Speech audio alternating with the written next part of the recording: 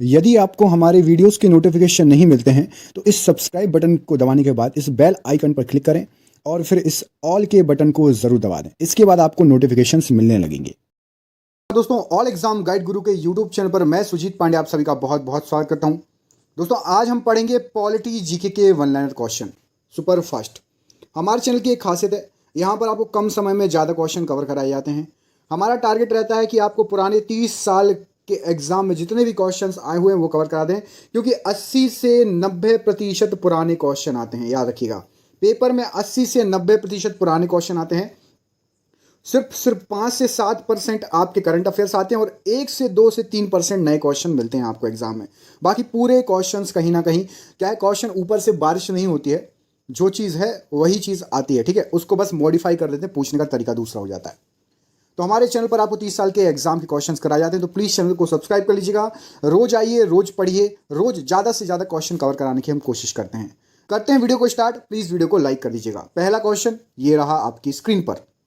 लोकसभा सदस्यों को शपथ कौन ग्रहण कराता है? तो राष्ट्रपति अथवा उसके द्वारा अधिकृत व्यक्ति करवाएगा। अप्रत्याशित व्ययों की पूर्ति के लिए भारत की आकस्मिक निधि से कौन धन निकाल सकता है? तो राष्ट्रपति के पास है ये पावर, आकस्मिक निधि से धन निकाल सकता है। किस सामाजिक बुराई को दूर करने के लिए शारदा एक्ट बनाया गया था? तो बाल विवाह को दूर करने के लिए शारदा एक्ट बनाया गया था। संविधान सभा की प्रथम बैठक कब हुई थी? तो 9 दिसंबर 1946 को सबसे पहले संविधान सभा की बैठक हुई थी। भारत के पहले उप प्रधानमंत्री कौन थे? तो सरदार वल्लभ भाई पटेल सबसे पहले उप प्रधानमंत्री थे भारत के। कमेंट करके बताओ जरा, क्या संविधान में, भारत के संविधान में उप प्रधानमंत्री का कहीं जिक्र है? यदि है तो किस अनुच्छेद में? ये कमेंट करिएगा, और नहीं है तो लिख दीजिएगा नहीं है। कमेंट करके बताइए संविधान में कहीं इसका मतलब संवैधानिक पद है या नहीं उप प्रधानमंत्री का। भारत में संघ राज्य क्षेत्रों का प्रशासन किसके द्वारा होता है? तो राष्ट्रपति द्वारा संघ राज्यों क्षेत्रों का प्रशासन होता है। भारतीय संविधान की प्रस्तावना में समाजवादी, धर्मनिरपेक्ष तथा अखंडता शब्दों को किस संशोधन द्वारा जोड़ा गया था? तो 42वें संविधान संशोधन द्वारा ये शब्द जोड़े गए थे।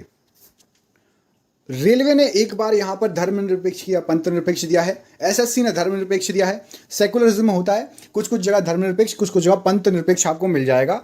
कई किताबों में अलग अलग मिल जाएगा और एग्जाम में भी अलग अलग आता है। संविधान के किस संशोधन द्वारा संपत्ति के अधिकार को मूल अधिकारों की श्रेणी से निकाल दिया गया है? तो आपका 44वें संशोधन द्वारा इसको निकाल दिया गया है मूल अधिकार की श्रेणी से। स्वतंत्र भारत में राज्यसभा के प्रथम सभापति कौन थे? तो डॉक्टर सर्वपल्ली राधाकृष्णन राज्यसभा के सबसे पहले सभापति थे। स्वतंत्र भारत के प्रथम लोकसभा अध्यक्ष कौन थे? तो गणेश वासुदेव मावलंकर जी सबसे पहले लोकसभा अध्यक्ष थे। जम्मू कश्मीर को संविधान के किस अनुच्छेद के अंतर्गत विशेष दर्जा प्राप्त था? अब है नहीं, समझ गए ना? तो वो था अनुच्छेद, लेकिन यह अनुच्छेद आपसे पूछा जाता रहेगा क्योंकि बहुत समय तक लागू था। अनुच्छेद 370 बहुत इंपॉर्टेंट है, इसलिए एग्जाम में आता रहेगा, तो 370 याद तो करना ही पड़ेगा। भारत में राष्ट्रपति के चुनाव के लिए निर्वाचन मंडल के सदस्य कौन होते हैं? तो लोकसभा, राज्यसभा, राज्य विधानसभाओं के निर्वाचित सदस्य, ये सभी राष्ट्रपति के चुनाव के लिए मंडल होते हैं, सदस्य होते हैं। संविधान के किस अनुच्छेद में भारत के नियंत्रक महालेखा परीक्षक के कर्तव्यों और शक्तियों का वर्णन दिया गया है? तो अनुच्छेद 149 में ये दिया गया है। संविधान के किस अनुसूची में दल परिवर्तन के आधार अयोग्यता के बारे में उपबंध है कि यदि आप दल परिवर्तन करोगे तो आपको अयोग्य भी घोषित किया जा सकता है? तो ये 10वीं अनुसूची में ये चीज दी गई है। भारत में राष्ट्रपति का चुनाव आनुपातिक प्रतिनिधित्व प्रणाली के आधार पर एकल संक्रमणीय मतदान द्वारा होता है। आनुपातिक प्रतिनिधित्व प्रणाली तथा एकल संक्रमणीय मतदान आखिर है क्या?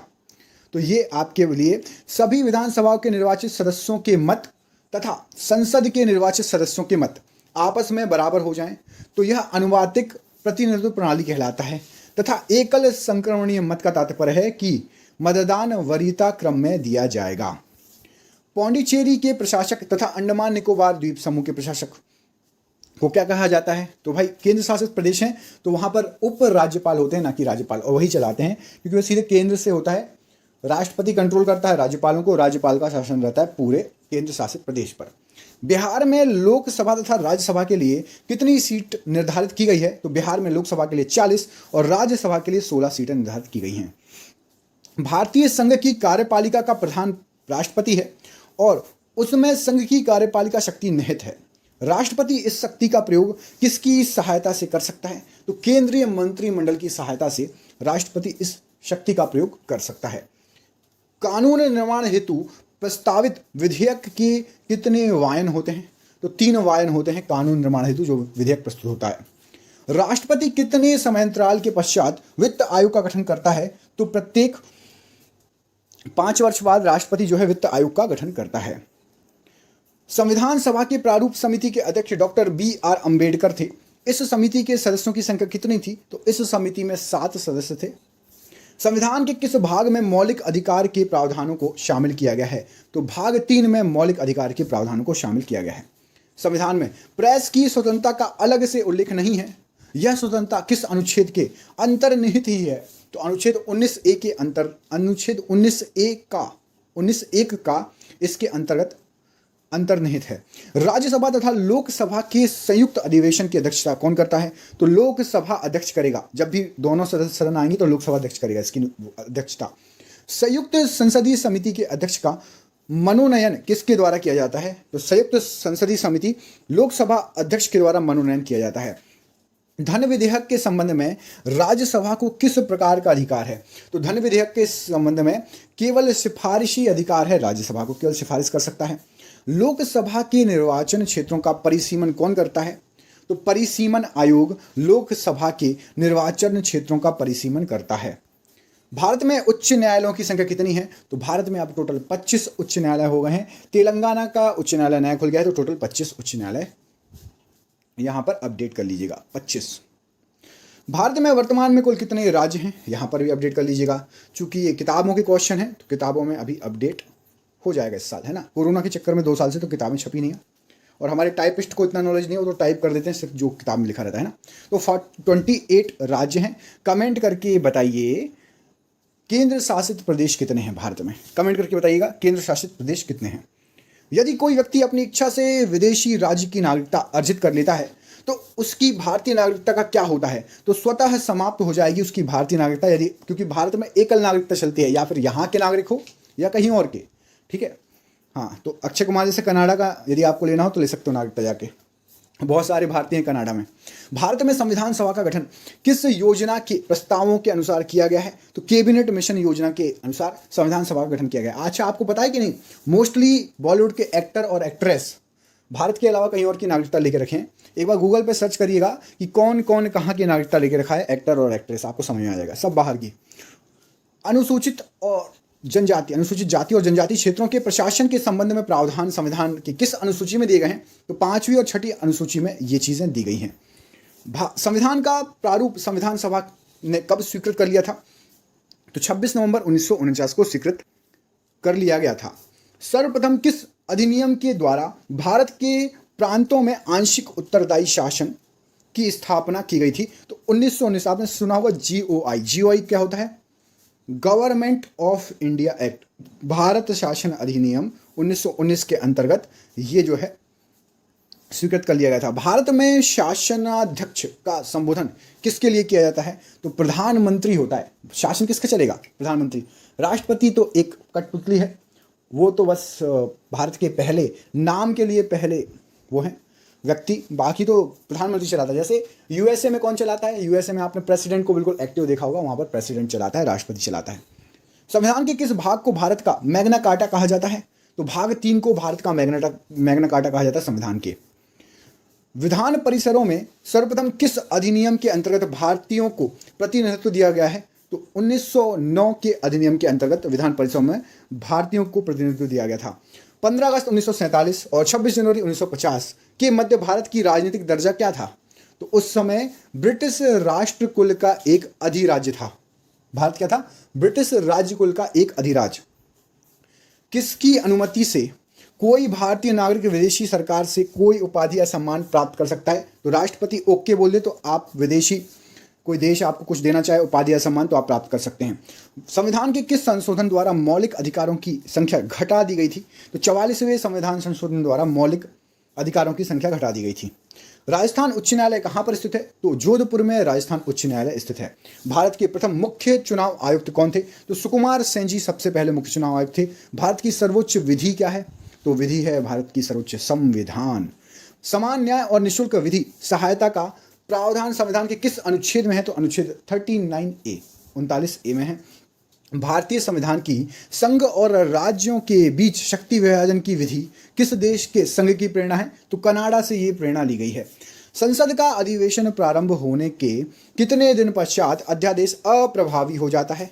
तो यदि इस बीच संसद एक प्रस्ताव द्वारा उस पर अपनी स्वीकृति ना दे तो 6 सप्ताह के बीच वो अप्रभावी हो जाएगा।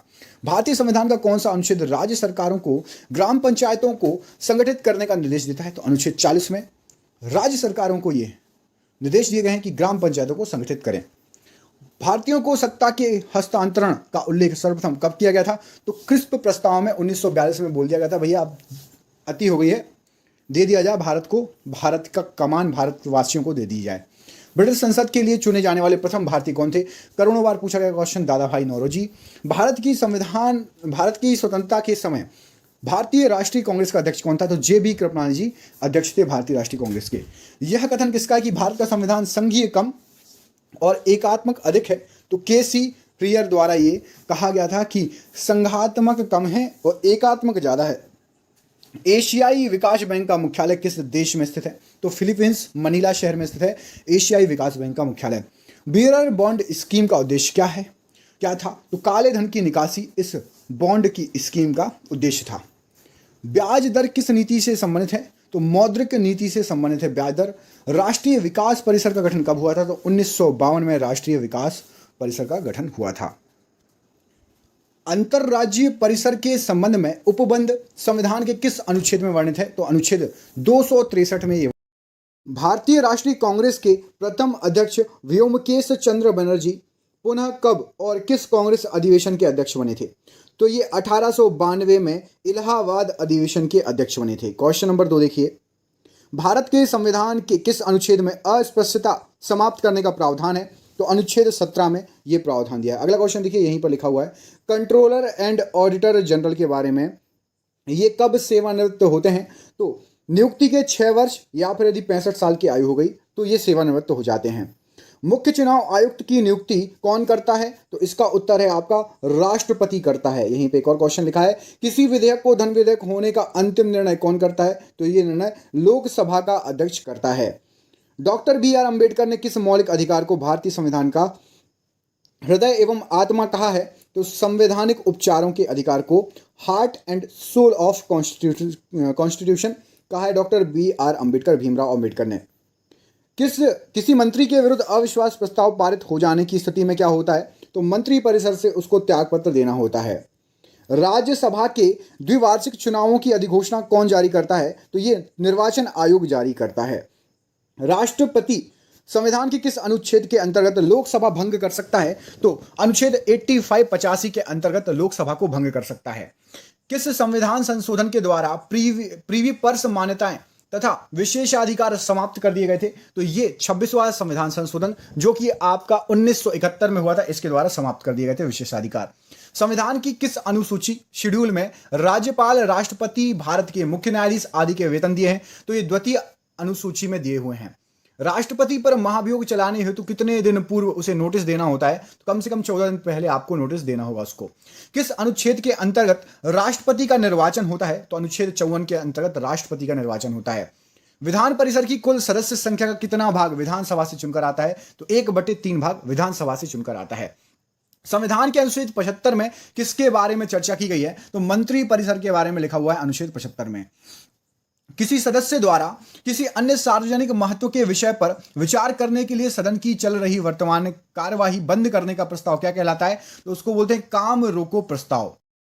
राजस्थान उच्च न्यायालय एवं इलाहाबाद उच्च न्यायालय की स्थापना किस वर्ष हुई थी?